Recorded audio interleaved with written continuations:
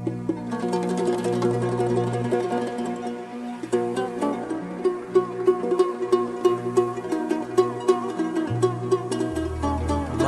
نازنینانی جهان در گور می باشد و این عمری ده 3 روزه کسی مغرور می باشد. زی فرزند و زنت بگذر و صاحب عذر خواهی کن، نمیدانی که در پیش رهی تو گور می باشد.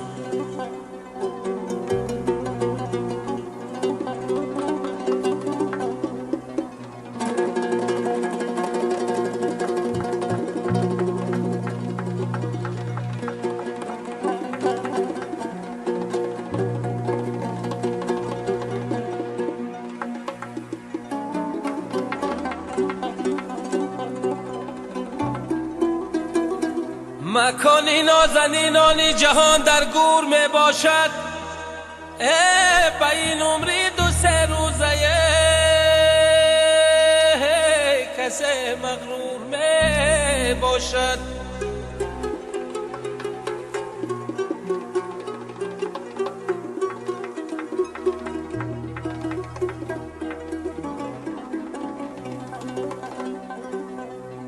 زی فرزند و زنت بگذر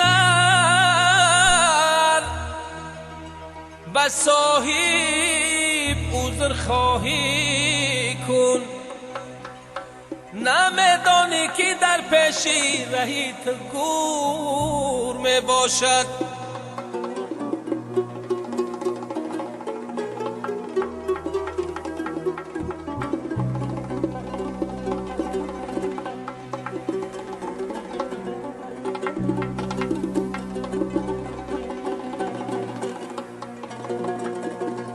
همه رفتن از این عالم،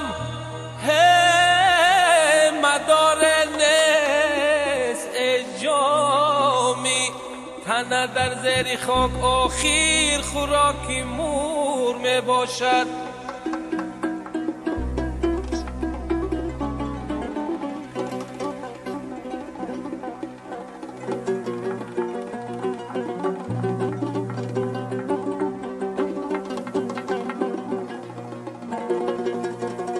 تنه در زیر خاک آخیر خوراکی مور می باشد. یا رئی